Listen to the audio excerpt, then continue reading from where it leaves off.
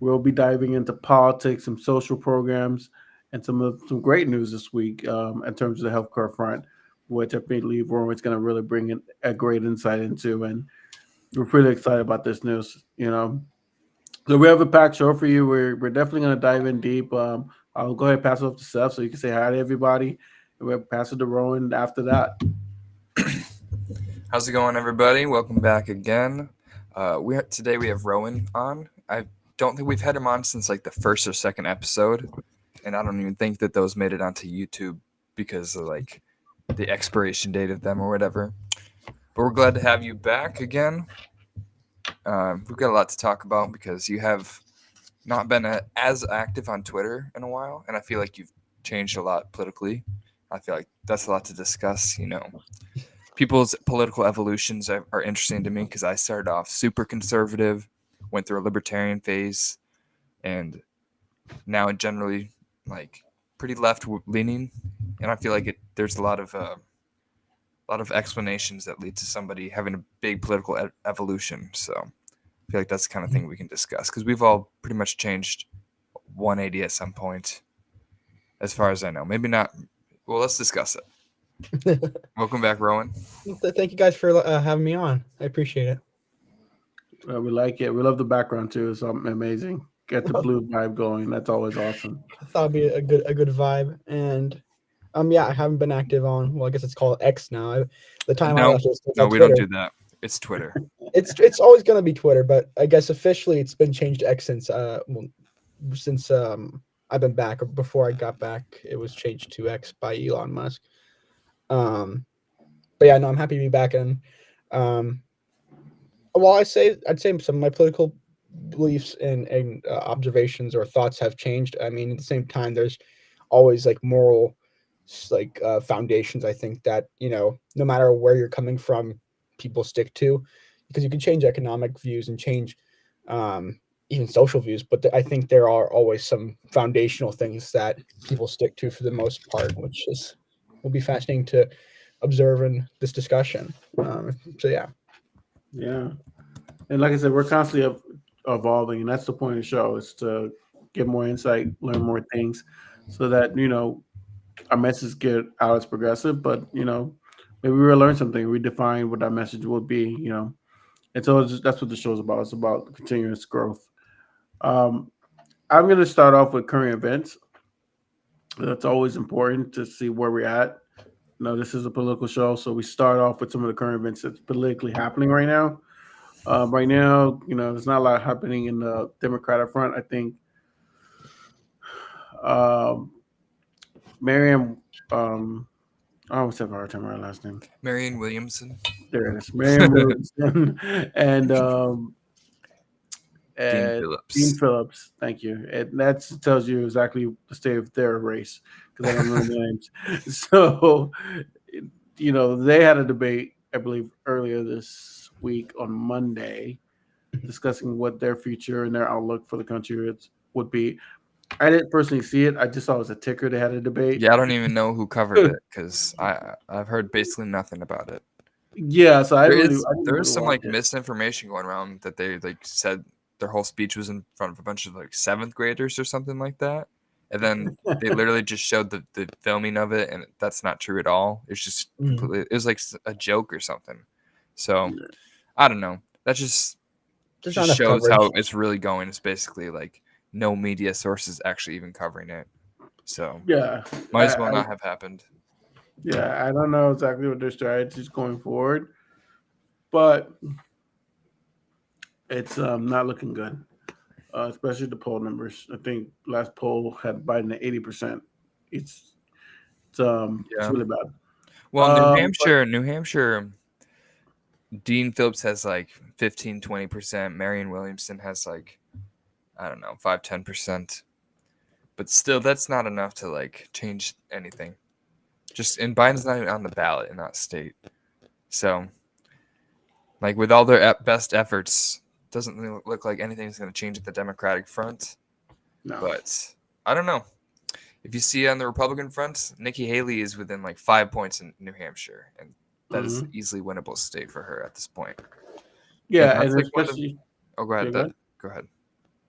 No, go ahead and finish your point. I was just gonna say, especially if Iowa's outcome is gonna be.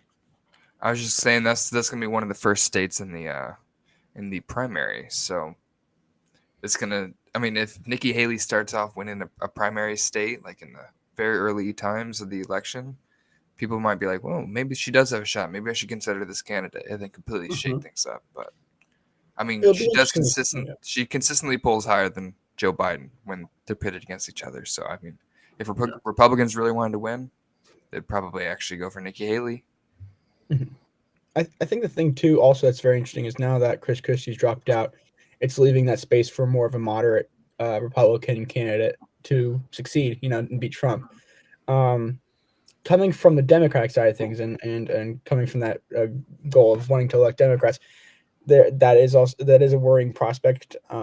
Thinking about what we call it, a Nikki Haley victory, um, but it is nice to see that Republicans might be having some sort of common sense after all this MAGA right wing extremism has been taking over their party the last few or 4 years, or even longer now. But I mean, you know, so seeing Chris Christie drop out and make space for Nikki Haley will be interesting. Will be interesting and effective to see in the New Hampshire, New Hampshire, Iowa.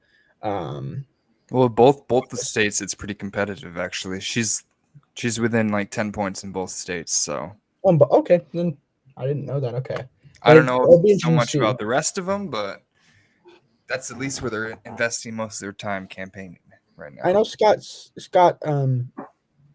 Is he the Sununu? Oh, Is he Sununu, the yeah, Chris Sununu. or Chris Sununu? Sorry, yeah, Chris Sununu. I know he's a Haley supporter, so Yeah, that will be interesting to see. A Sure. lot of center people are coming for her. I know right now the business community is 100% behind her. Um, I mean, JP Morgan is behind her, and many other businesses are behind her. So she is definitely coming out as a centrist candidate. I Well, mean, that's as just best in she can. comparison to Trump, though. She's far from a centrist. Trump is just campaigning so far right now that anything like moderately tolerable, like it wouldn't completely destroy our country as you know it, that's considered centrist. Yeah. I Because put yeah, go ahead. sorry. No, I go ahead. put Haley at the soft right. I think Haley like a neocon right, which in some senses, I mean, depending on who you are, is still a very negative prospect. I mean, depending on who you are in like especially foreign policy things, she's very much not a pacifist. So if you're not into peace as much, you might like her. I know that she's definitely funded by defense organization or defense contracting Contractors. companies, and in situations like Gaza, I don't think she'll be one who's looking to find solutions to find ceasefires and find peace. I think she'd want to, in that case, she's also supported the Israeli government's bombardment of Gaza. So I think in Yeah, relations to, that was one of the things that she criticized Trump for, is that Mhm. Trump was moderately critical of Netanyahu, and she's like, "We don't want a leader that questions Israel's intentions." Blah blah blah. Blah. Yeah. I'm like, That's "Yo, worrying. That's that is the worrying when you wrong want take." because if you want someone to lead the country, you got to have someone who actually wants to ask questions and challenge your allies. Because yes, allies are allies and you're supposed to support them. I guess that's the narrative of having an ally inherently. But if you allow an ally to be just open to do anything and you not to have the ability to criticize, like what's happening with Netanyahu's government is horrendous. I don't know anyone who can say otherwise. The current Israeli government's doing really shitty things to Palestinians, and the solution they think they're doing is actually going to be a worse problem in the next coming 10 to 20 years because everything they do in Gaza is going to bite back at them in 10 to 20 years. Once those kids grow up, once they climb out the rubble and have to make lives Mhm. again because of these Israeli bombardments, you got to take into context. If your house was all of a sudden bombed by a different government and you had to crawl out of those rubble and see your dead friends and family members, I don't think your first thought is, "Oh, I love those people. They did a good thing." Your thought is Yeah. probably, "Wow, they just destroyed my life. I have no love for them." And it's a sad thing because for people like me, I like the idea of peace and pacifism. And I love the end of the the end of the road to be a peaceful world where people cooperate with one another and work with one another. But Israel has decided to take and I say this to make sure that there's no claim to hypocrisy. the U.S. government has done the same thing, like in relation to the Middle East wars. Going off into Iraq and Afghanistan. A lot of people think the solution is doing, horrendous militarism, and to the extent that it harms civilians more than it does actual fighters. But in the end, that actually just harms prospects for peace even more. So I guess the worrying thing, back to Nikki Haley, the fact that she's so, focused on Israel's mission, which is it's an impossible mission inherently, and it's just an excuse for them to be able to do as much military action without much justification, because if they're saying they're trying to target Hamas, they can kill children and kill women and kill innocents and say, well, we didn't mean to kill them. They're just what do you call it? Casualties in a bigger war, or I forgot the terminology, but a cost, I guess that's something they would describe it as. But I don't think that's the cost of war. The cost of war. In the 21st century, we have the technology to do directed targets, right? Mm-hmm. If they generally wanted, like, they had the technology to have a fucking Iron Dome. I'm sorry, but the Iron Dome, literally the idea of the Iron Dome is it didn't work, but yeah. They had the technology to do an Iron Dome. I'm surprised they don't have the technology to somehow simply target Hamas without killing, because the majority of their casualties are civilians. This is reported. It's between 60 and 80% of the people that they've killed have been completely innocent and no ties to Hamas. And they are always like, oh, Hamas is using human targets, or using human shields, whatever. Mm-hmm. But they're still like, but we gotta get Hamas anyway, so we're still gonna shoot at them.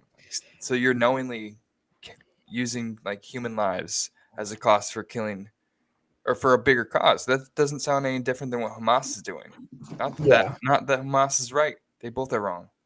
But if the cost of your cause is more innocent people dying than guilty people, then it's not a very good cause. No. Yeah.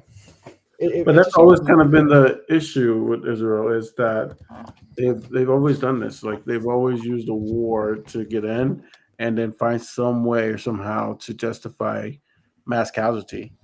And obviously I know we're supporters of Israel, but for me, it's always been a negative drawback about their military action. It's always been, it's never an equal, and war is never equal. I've been to Iraq, so war is never equal.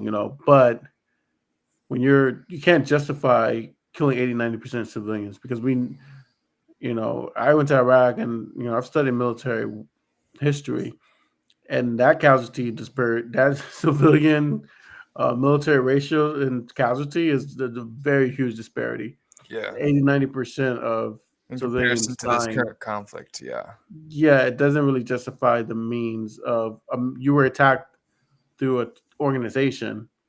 It wasn't attacked by the Palestinian people. Mm-hmm. And to use that to kind of shift the narrative, because I think what I suspect is happening is they're going to use this to justify taking more territory from the Palestinian people. Yeah.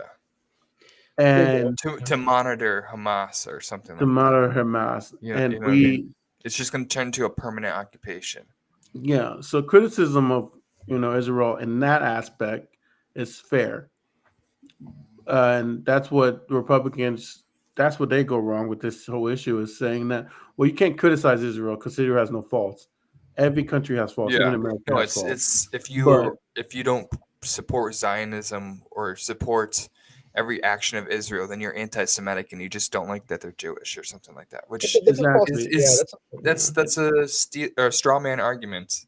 It avoids them from addressing the actual problem and excusing. America is a great country and America does bad things. Just because you love America doesn't mean you're not allowed to criticize it. And criticize the things that they're doing wrong, because you'd like them to do well and you'd like them to, create more harmony in the world instead of creating or perpetuating more terrorism in the long haul.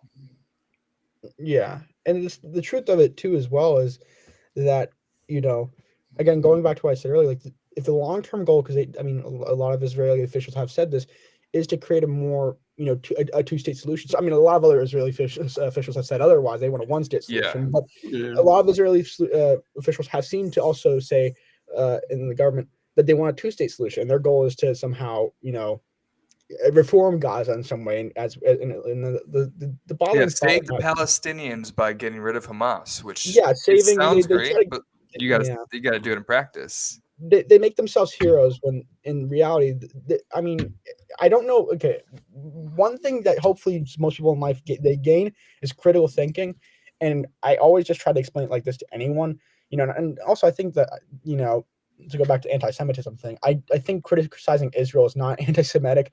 There's a lot of Jewish people who also, and Israelis who even criticize the government within Israel.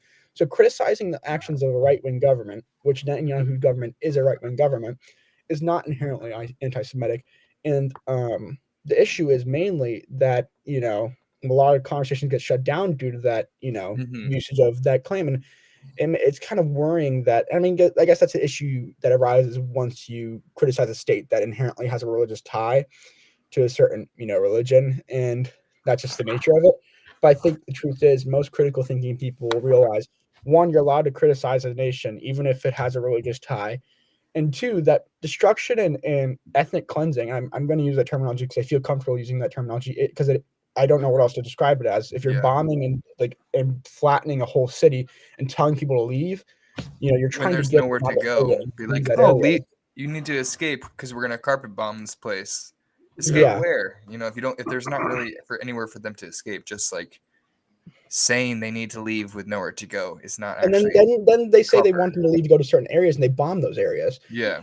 So there's no actual place of safety for Palestinians, and that's a worrying thought. And I mean, there's some good news, and I'm going to say some good news with a very, very, very small stipulation that it might not be.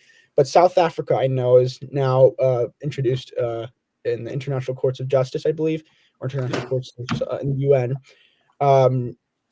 Charges against Israel for war crimes, which I think is some good news because I think there needs to be accountability, whether it be the Israeli government or at least recognition. Recognition. My only worry is that it likely won't be found to be. It won't catch on. It won't be found. They won't be found guilty. I really doubt that. But I think that South Africa, having experienced apartheid, probably knows what apartheid is best.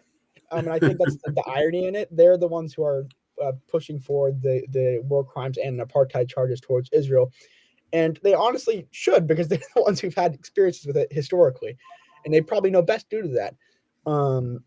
But yeah, it's a really worrying situation there. And I think that there are facts that Republicans, or at least some Republicans, are saying, I'll just, have faith in them. It would be the same as our allies saying have faith in America. And I wouldn't want them to say that because America does fuck up hugely sometimes. Yeah, it has in the past, and it's a blind argument to say just trust this state because it's a good state. The leadership changes depending on where you're at, every 4 years, every 2 years, or however elections go. But the leaders change. The state doesn't. So but the leaders lead the state. So yeah, the leaders are the representative of that state. So whoever the leader is, then guess what? He has the personality and the demeanor of that state. That's how he gets elected, normally, right?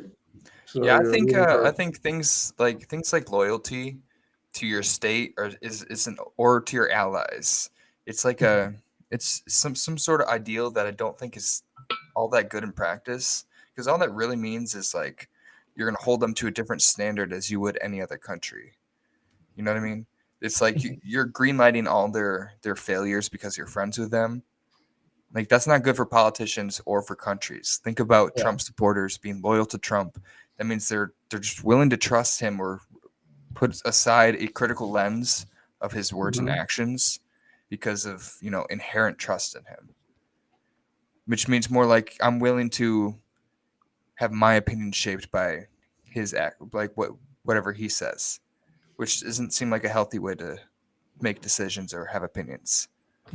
So I don't know. The U.S. needs to maybe not inherently jump to the side of we need to fund whatever our allies engaged with. It's not like Israel is a weak military or is that any sort of loss when they're fighting with, just such a disorganized group of people. So I don't know. I think we need to have a lot more conversation about where we send our money. Foreign aid is a good thing, but when you're supporting bad projects, the problem is like both parties are so complicit in supporting Israel no matter what because of the ally thing.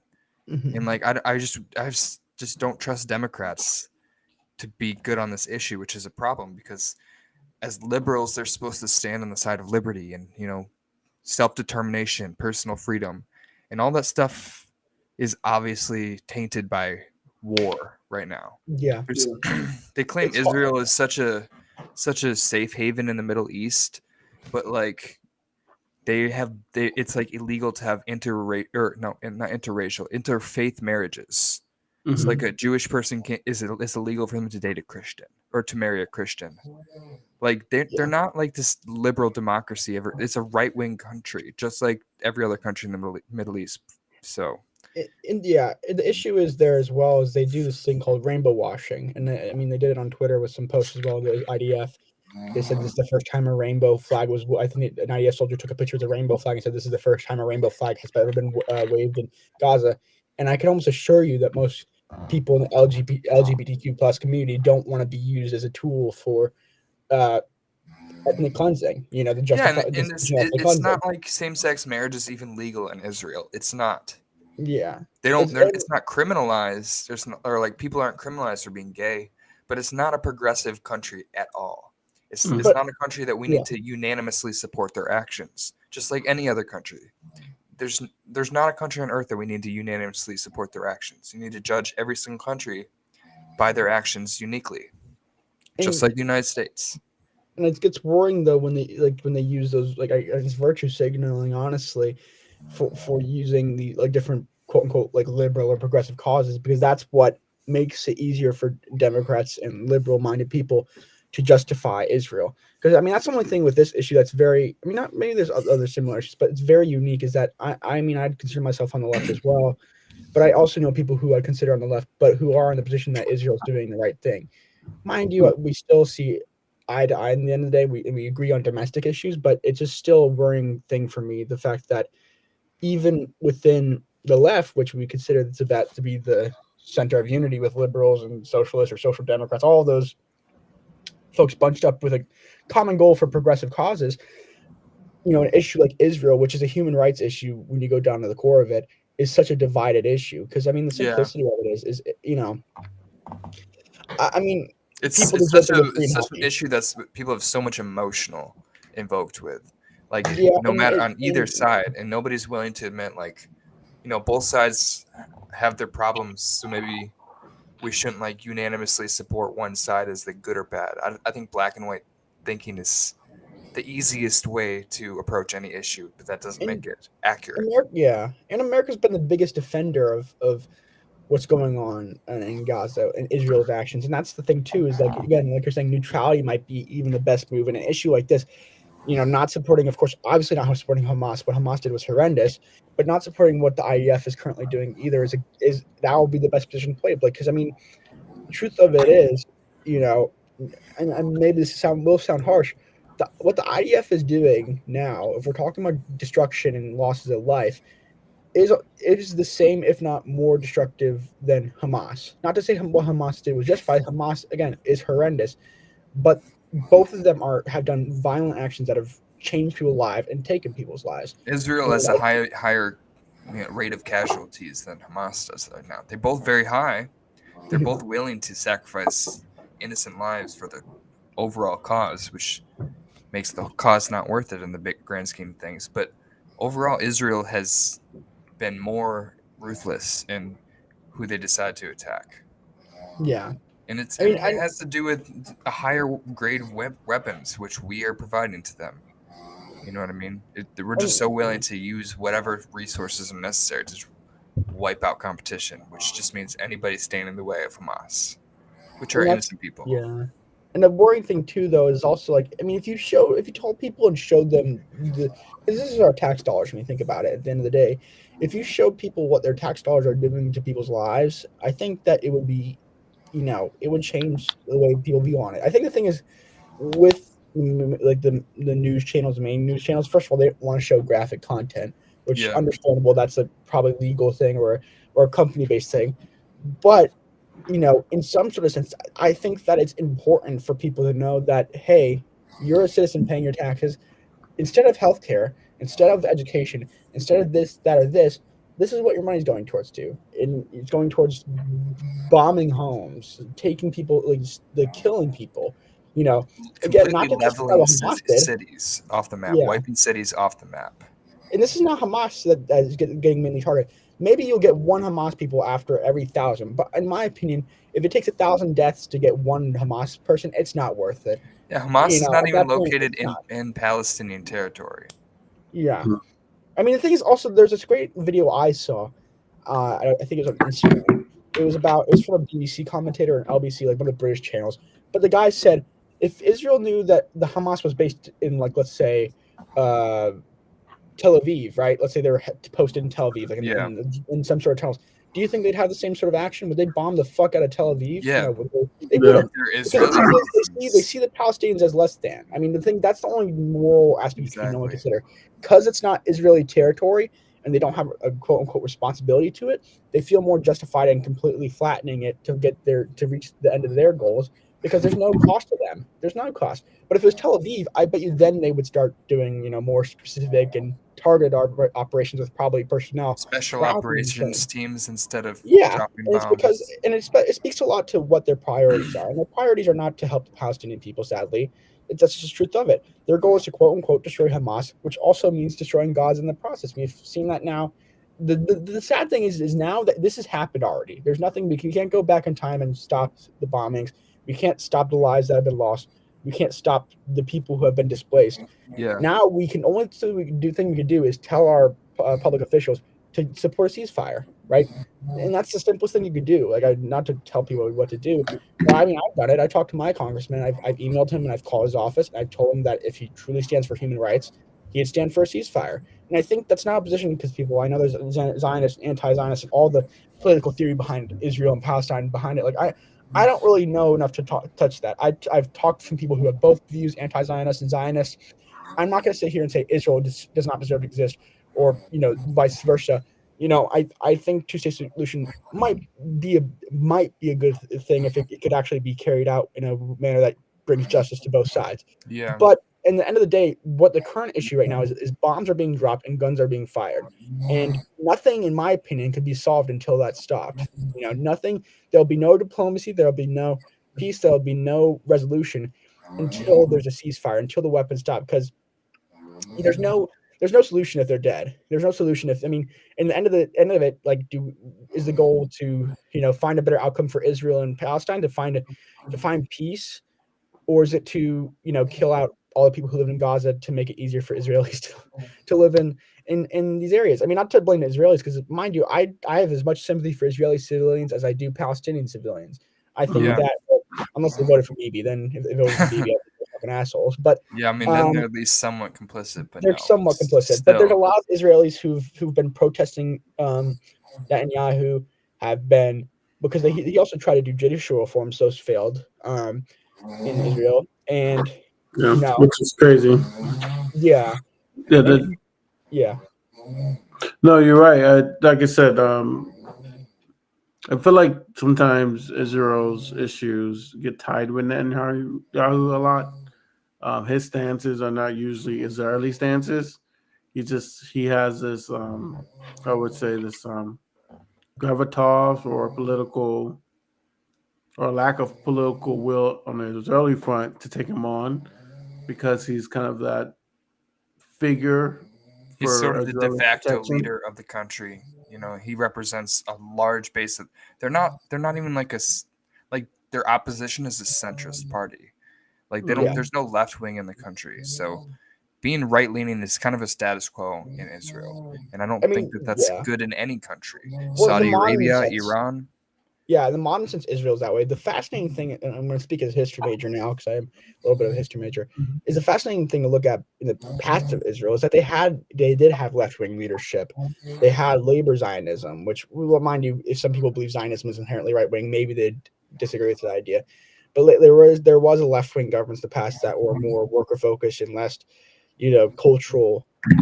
Just mind you, I think the idea of Zionism to some is already inherently a colonialist thing, so I know that it will be contested with. But Yeah. talk about like the right wing aspect of it, in the modern sense. I think the current Israeli government is much more right wing than it possibly even was in the past, in the sense that like the goal of it now is to expand the borders for some of the people in his administration.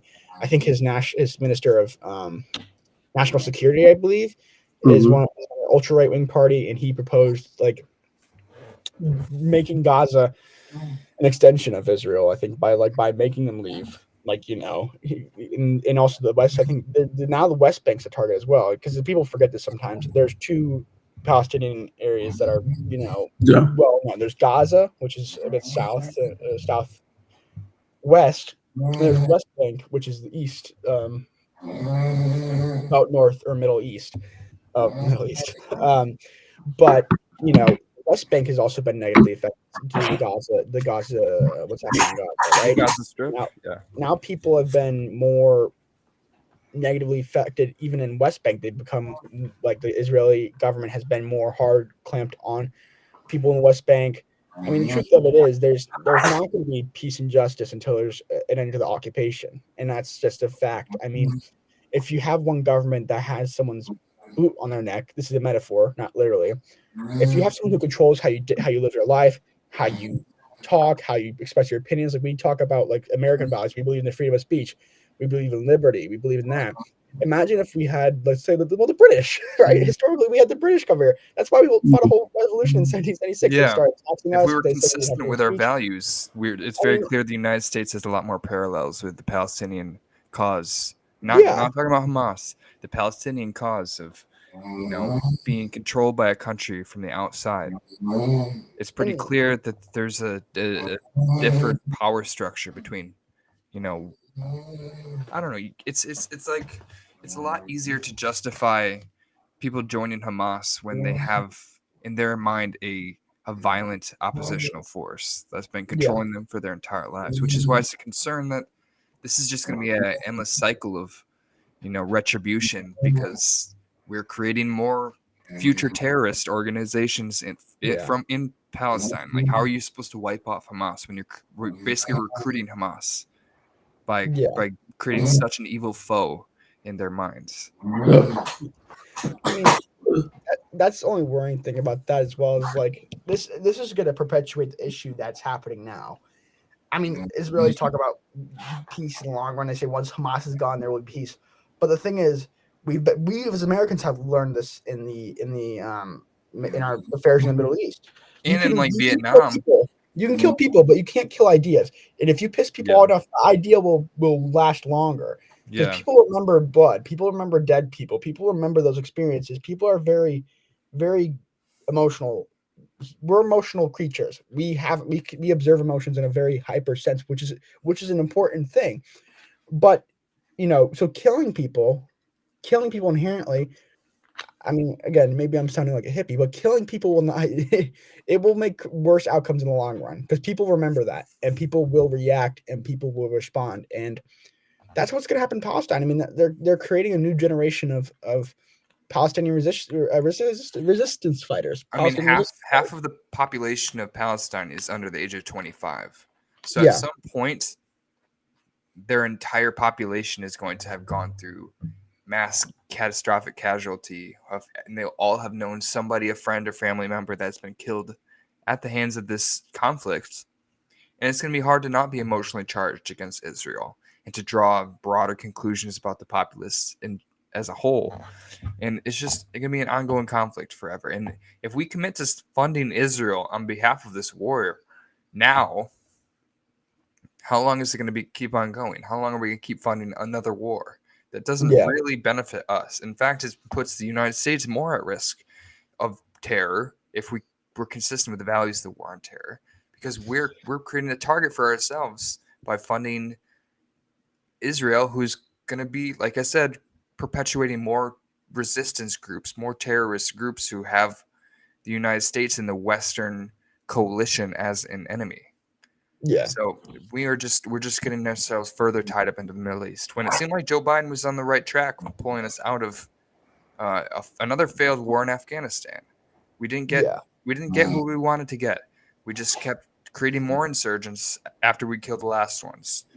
So, I mean, it's not directly America's fault, but like we literally did nothing to benefit ourselves or the Yeah. people of the nation that we intervened in. In fact, more people probably died as a result. So Yeah. Never this is my necessary. question to kind of put a bow on the topic. So it looks like you guys kind of like I think all Democrats are saying like, yeah, we support Israel, but let's do it with Restraint. more restraint and more, I guess, look at the issue in both in I guess in both sides. Yeah. Sorry, I agree with that. you know. But do you think overall and this question you guys can both answer.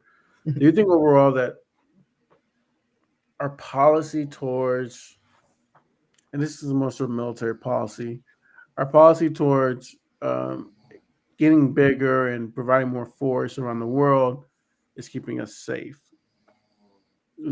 Or do you think that we need to reduce our budget, bring some of our military home, allow countries to take care of themselves, um, and start focusing more on domestic policies? I think we definitely have to focus more on domestic policies if we want to compete, but Yeah. also in the big picture, like us being a large, powerful nation is what's protecting us, but it's also what is pushing other nations to want to compete with our size and our power and influence on the rest of the world. Us being the United States or the world police, where sort of we get to decide what happens around the world, pushes nations like China to want to also influence policies in directions completely adverse to what we're shooting for.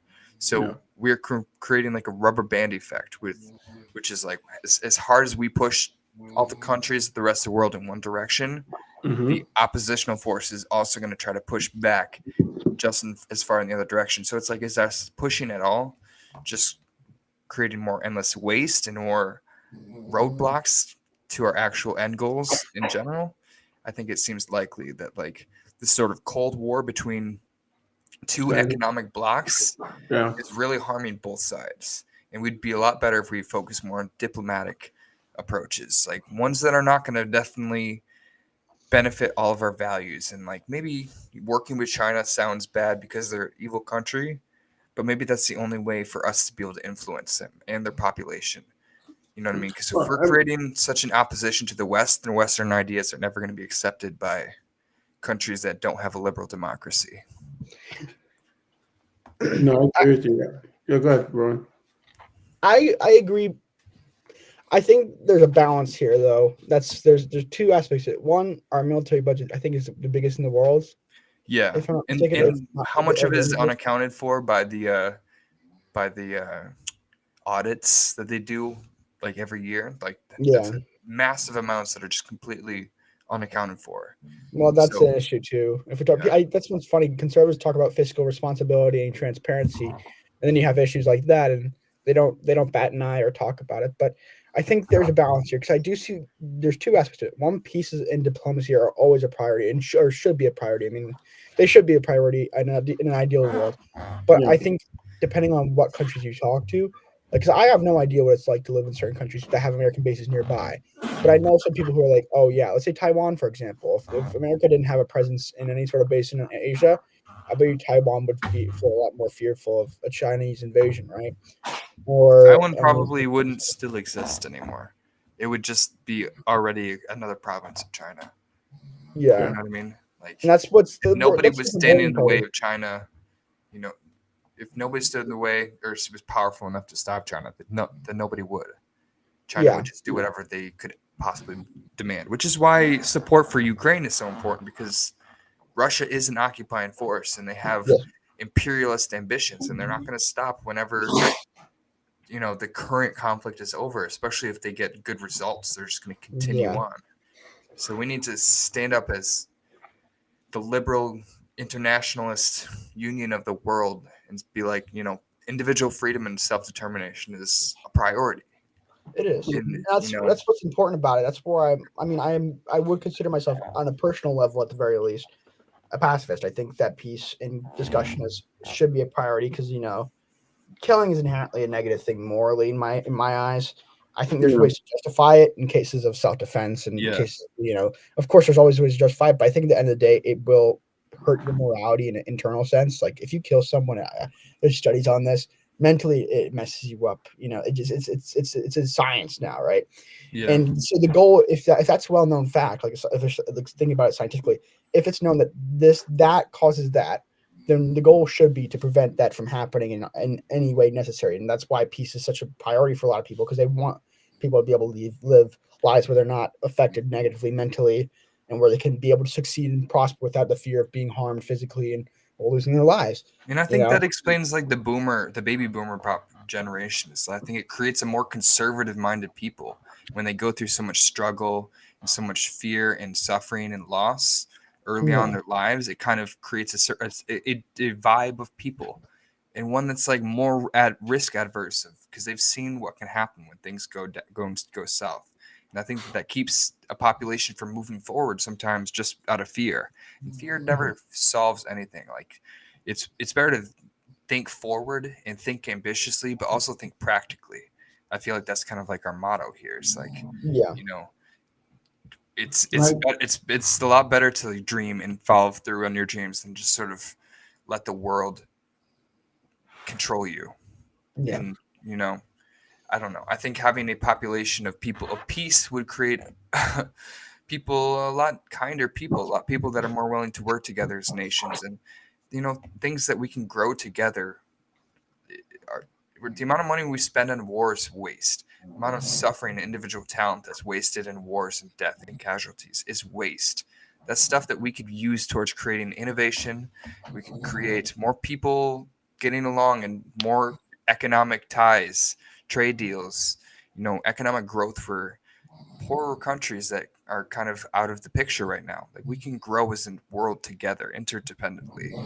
But instead we're creating nationalism, we're creating borders and separation between each other. And that's just, it doesn't really help anybody to be isolated like that. An interdependent world, like everybody relying on each other, relying on each other's strengths and weaknesses, kind of creates like the best of all worlds. And I don't know, the right wing ambition is just sort of like protect our people and let everything else around us burn. If that's what happens, it doesn't matter. It doesn't affect our people, which it's just stamping our progress. I think you're right. I mean, I think you hit it on the head. So, I mean, I think for a lot of people, it's just we separate because we have this inherent thing to want to feel safe, and the more and more we are isolated, the more safe we have less. I believe we feel, and the Yeah, more we're open and exposed to other, factors and other, I would just say, like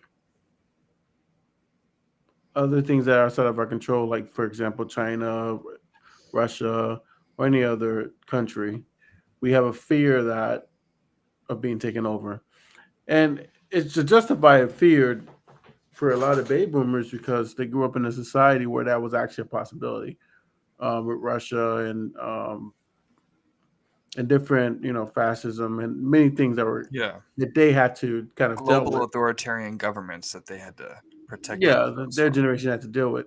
Our generation is not so much dealing with those issues anymore, and I think that goes back to, I guess my premise was, does it make sense to expand the military to grow in this amount of time, or does it make sense to invest in domestic policy Yeah, to go into what Seth's saying, which is increase our human capacity or human intelligence, because that's going to drive the next war, which I believe is to be on the cyber front, not necessarily on the military battlefield.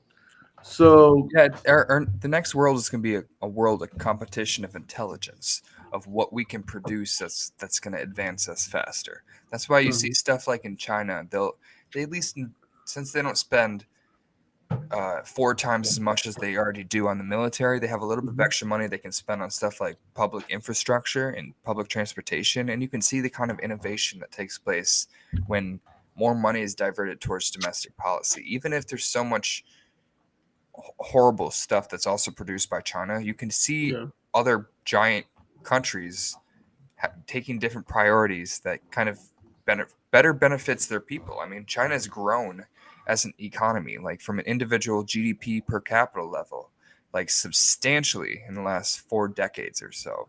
They've completely gone from an agrarian society to like a fully Capitalist. basically they're a state capitalist country. They It's are. corporatist. They're good at being capitalists. You gotta give them that. For being communists, they're pretty good capitalists. Yeah, right. I mean, yeah, if you can say anything, if you can say nothing else about them, they're the best communists at capitalism I've ever seen in my life.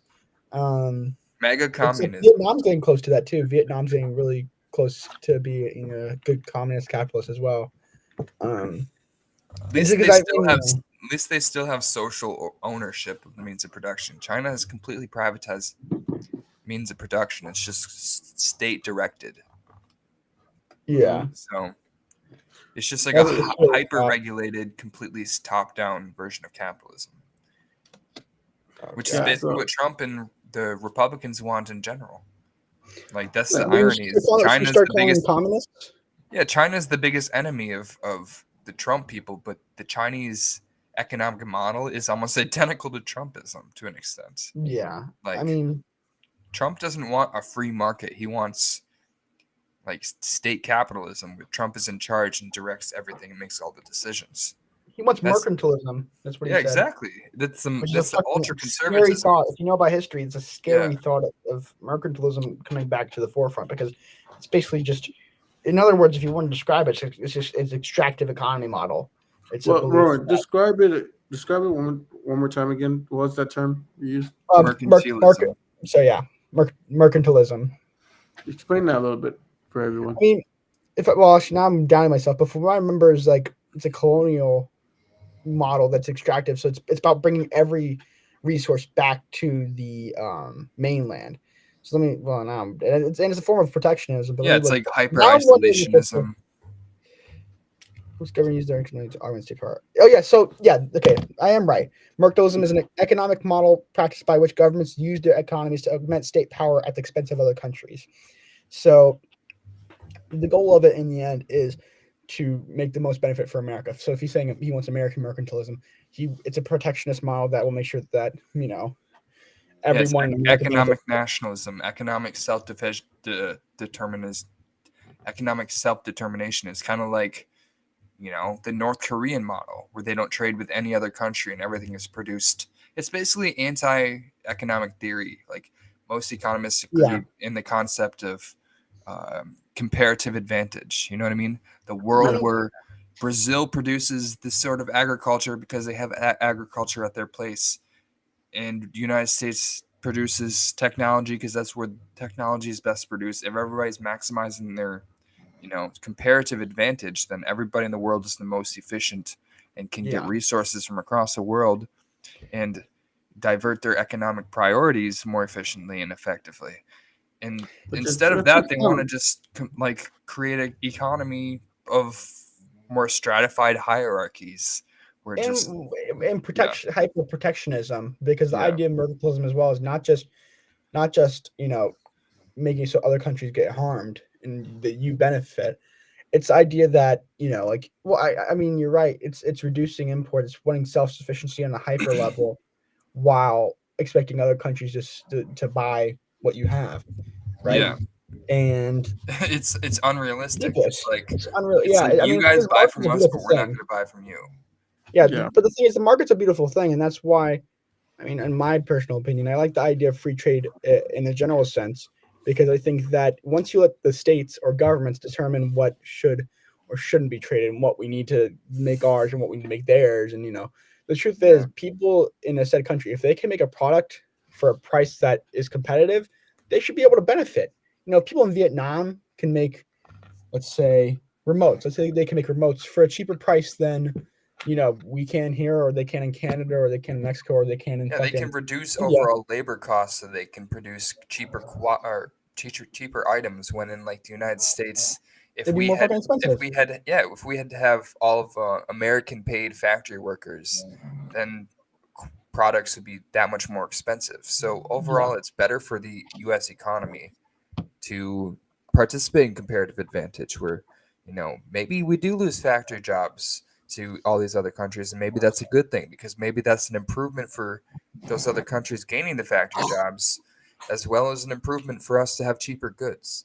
So overall, it's a utilitarian advantage, which I feel like should be the fundamental of the democratic policy agenda, is maximizing the most amount of good possible. Yeah. Utilitarianism. I mean, my only worry, and I say this as someone who votes Democrat for the most part, and someone who's Yeah. active in college Democrats, Mhm. I love. Well, I don't know. I like Biden a lot because I think he's done a lot of good things, and I honestly think he's probably been the best president we've had in history, at least the most progressive in the sense that economically and union wise, he's been standing with workers. Yeah. But at the same time, due to the Made in America program, I do have some concerns about that in relation to that. While I think we should support things made in America, and if you want to, it should be a Yeah. voluntary market choice. That let's say you don't mind spending more on certain things, then you should totally be able to buy things that are made in America. But at the same time, that rhetoric is shared by Donald Trump. Made in America, make it in America, this that because that's what's happening right now. I guess is I mean, I blame it on neoliberalism a little bit because I mean Yeah. there is that aspect where there's people who just there's union towns who absolutely hate the NAFTA, and respectfully so, like they felt the worst effects of it. Though in a personal sense, I think that no matter if NAFTA came about or not, they were going to feel that brunt of the Yeah. economic shift inherently, no matter what, no matter how It's long just it the took. Those factories economic were going to close. progress in general. Those factories were going to close no matter what, Yeah. no matter if they're NAFTA or not. Because labor in Mexico is cheaper. Yeah. That's just the truth of it, right? And that's something that people in life have to accept. And the thing is, it's the job of the private sector to create new opportunities for people who are displaced. Because, at least in my opinion, they have to adjust for that lack of opportunity. And I think that's something that's not been as practiced upon. Once those factories close, they don't really say, okay, now you can. There's these options. They just say, yeah, we're gone. You figure it out. And I mean, I think then you go to the discussion of maybe I don't know if you've already talked about this recently. You maybe have, and I hope not. The basic income. I remember Oh, we had a every huge episode. every Yeah. Right. Yeah, I if you mean, just put your finger to the wind of the direction that the country is going, and the necessity of a basic income to supplement, the loss of jobs in general, and because or even otherwise a we're gonna have negative mass income tax. poverty. Sorry, go ahead. Yeah, even a negative income tax I've heard Yeah, of, and that's something that would be beneficial. The truth of it is, there's no longer room for there to be a society that's quote unquote pick yourself up by your bootstraps. The thing I hate about that terminology too is because so many conservatives use it and Republicans and quote unquote free market capitalists use it, and I believe in free markets. Don't get me wrong, I'm not trying Mhm. to say about that. But the truth is that terminology was made as a joke inherently because you can't pull yourself up by your bootstraps. It's physically impossible. That's why people used to say that term because it's to make fun of you. It's like, oh, pick yourself up by your bootstraps. You can't. You have to yeah, lift up your foot. You couldn't just pick yourself up by the bootstraps. And so that ideology within itself is inherently, in my opinion, toxic. I think people should make something out of themselves. If you have a skill that you can yeah, sell it. If you have an idea that you think is going to be marketable and you think it will help people's lives and benefit them enough that they'd actually want to invest in it, do that. We live in a society where venture and entrepreneurship should be encouraged. But at the same time, to pretend yeah, that everyone's going to have that opportunity or have that chance in life where they're going to have that one great idea, that one great opportunity that will plummet, ship them up to the echelons of capitalist success.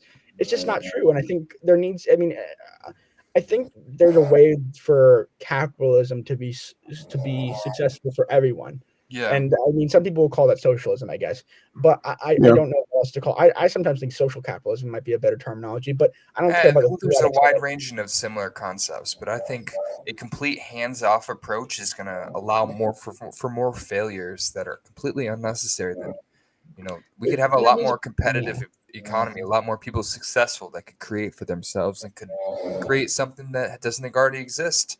If we have more people that are innovators instead of a hyper concentrated group of people that just have a lot of money. I mean, the only reason that the people that invent things and invest in things do is because they have the money to do so. It's not yeah, that they have the best ideas. There's tons of people that are way more qualified to create new ideas and new ways of yeah. doing things that just don't have access to that because money is power.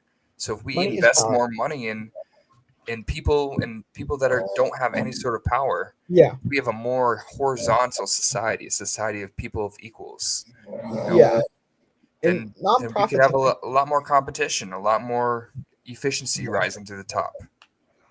yeah, and also just like to speak on that still, like nonprofits, for example, have been picking up that brunt of the weight of creating opportunities for those who don't have the financial means but have the ideas and skills to succeed in the market.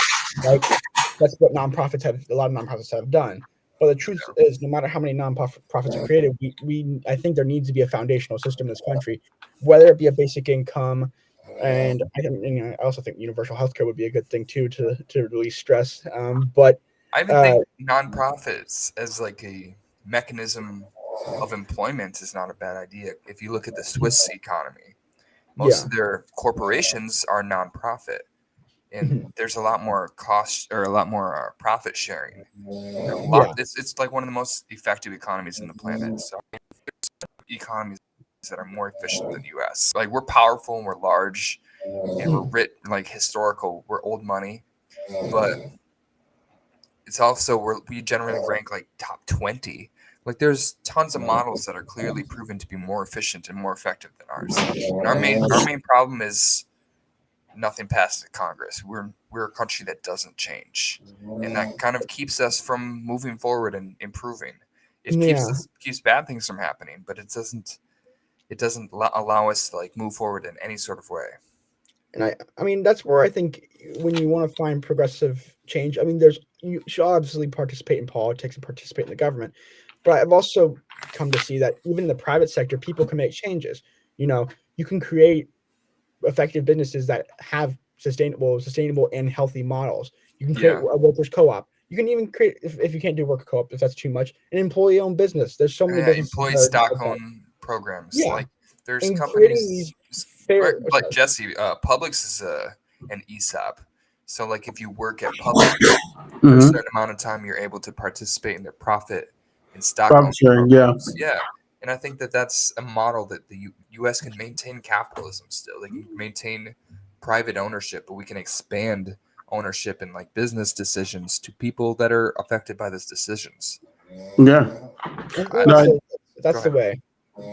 I definitely think that is the future. I mean, but it's going to take, right now, it's being led by businesses. Businesses are the ones that are kind of driving these innovative programs. Yeah, But it's not, it's by the time we had the political capital in the middle, in the political will to make this a nationalized program.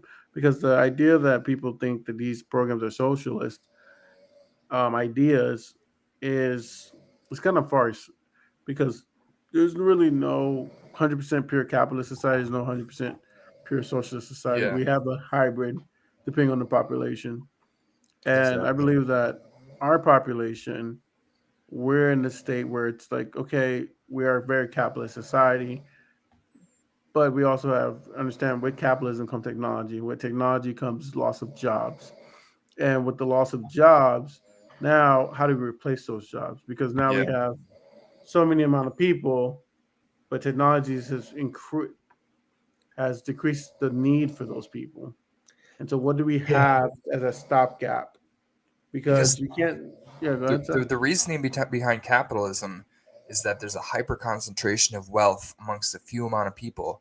And mhm, instead of stealing the money directly from them, the idea is let's create business opportunities, like ways we can work for the rich so that we can use them to, spread their money throughout society.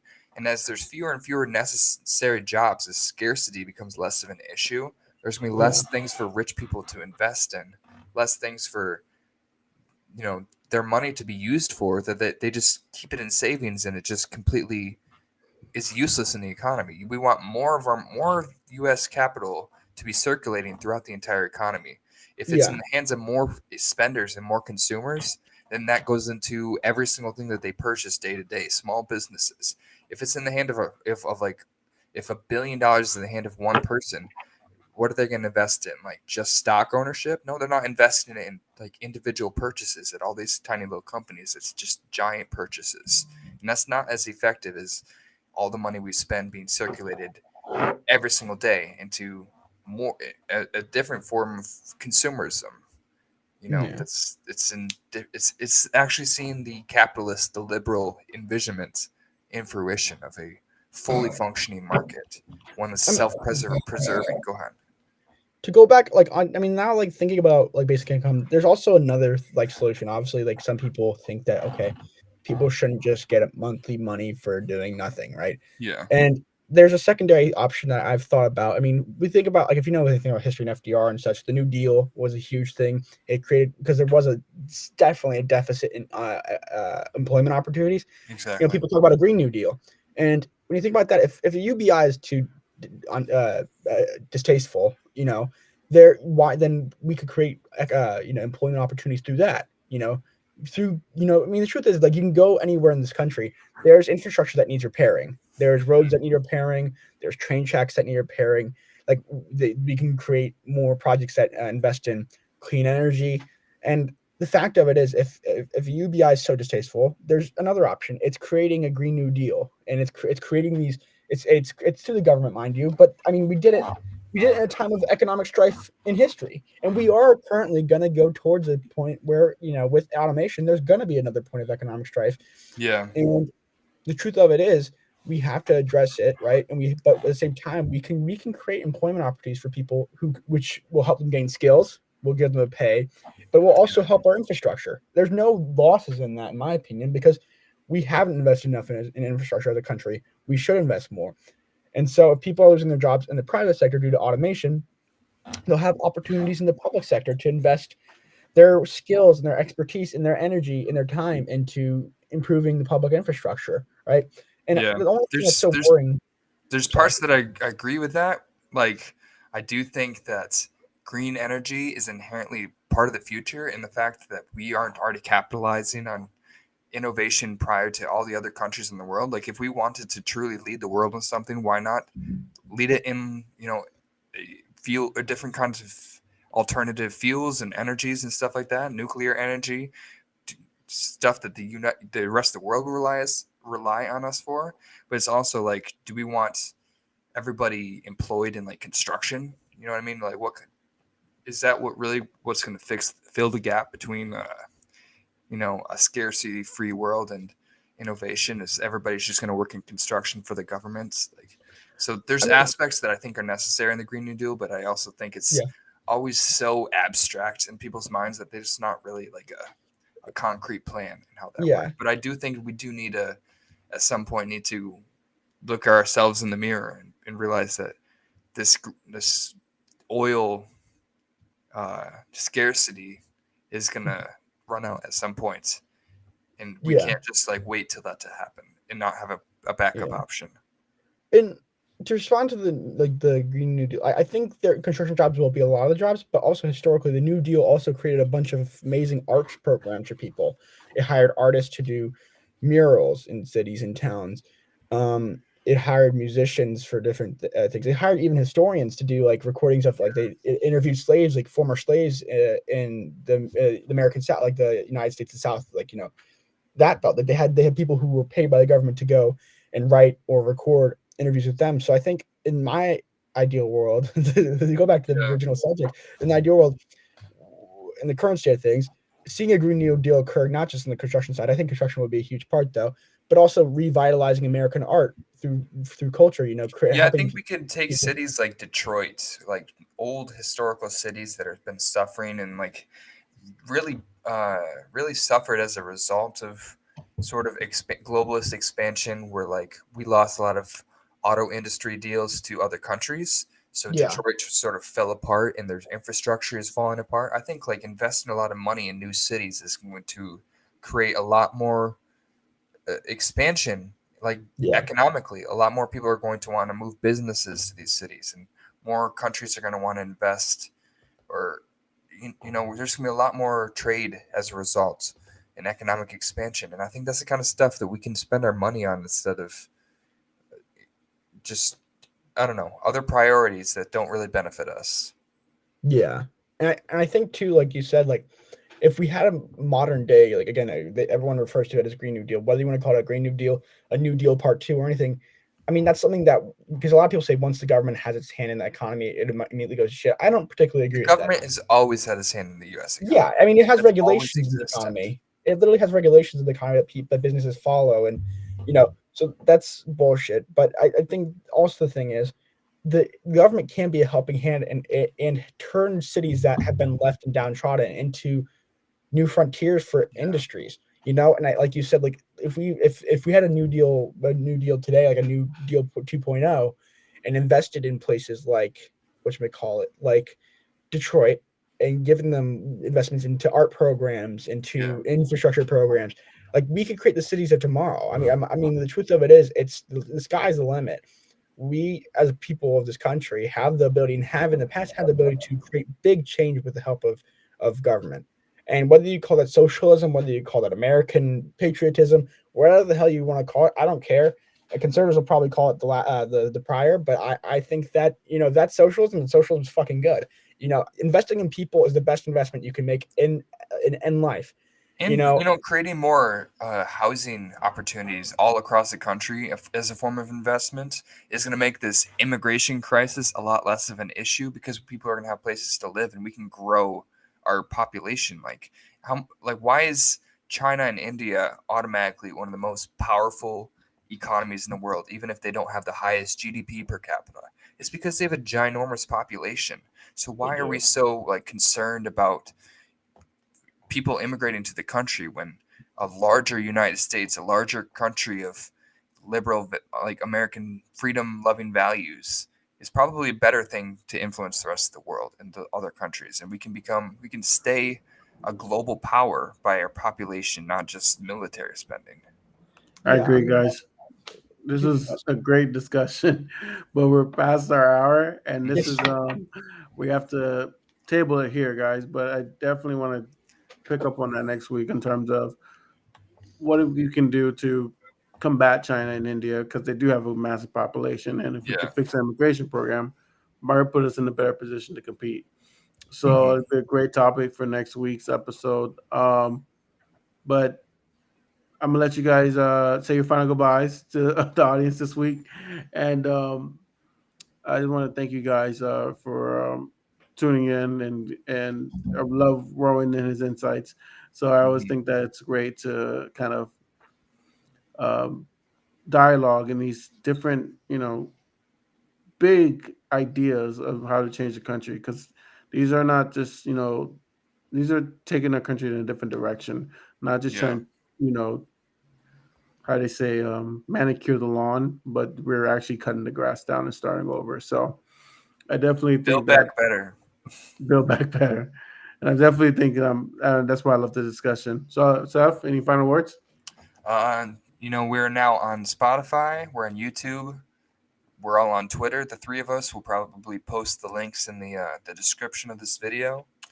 Make sure you follow and subscribe because we're trying to grow. We're trying to reach more audiences so we can find more guests, more interesting conversations. With the more diverse perspectives that we can have on, better ideas rise to the top. So let's expand this movement here. Have more conversations, more ideas. Yeah. Rowan, thanks for coming on. Do you have anything I to say? appreciate it. Ron, you Um, got a Twitter or anything like that you want to share I with do have everybody? Twitter. It's oh god, well I'll say it, but you'll probably have to put it in the comment section. It's Yeah. Bodhisattva. So it's like if you know the word Bodhisattva, which is a Buddhist term, it's with if you switch the BO with an ROW, that's what it is. It'll probably be in the caption of this video. Yeah. I want to say thank you guys for having me on, and to tell people who are watching this, vote progressive. Whether I mean that's usually Democrat, so I'll say Yeah. you should vote Democrat. Don't know a lot of Um, progressive Republicans today. yeah, very Bring back the very Teddy lot of them. Roosevelt Republicans. Yeah, exactly. But vote Democrat, in my opinion, or vote progressive independence, and get involved with your local politics. Like get Yeah. involved with your local county parties, get involved with your state parties. They really need you. And we have people, I even know people now who are coming to Wisconsin. I'm in Wisconsin. I've worked with the Wisconsin Democrats. I'm also been vice president of my school's college Democrats, Lawrence University student Democrats. You know, you can truly, if you have beliefs, no matter if you agree with everyone on every policy, you can still create concrete change like we have in Wisconsin. Sorry, I'll take a few seconds. We have gotten a Democratic governor another term. We've gotten a liberal majority in the state Supreme Court in Wisconsin now that has redone the gerrymander maps that have crushed the state from within for many years now. So, I mean, the thing is, people sometimes feel like, oh, I can't make much political change. I'm just sitting here at my home and I'm on Twitter or I'm on my phone and it's all this shitty news. But the truth is, if you do the work, however you're comfortable doing it, whether it be knocking doors, calling people, texting people, working like via your county party, your state party, doing that work actually does make a change. And I've been lucky enough to actually see it firsthand. And while things may seem like shit, it's good to have hope. And yeah, just it's always better to have hope. You know what I mean? and Just live sort with of love and peace. live with love. Yes, Peace and sir. love. Peace and love. Thank you, guys. Appreciate it. See you next week.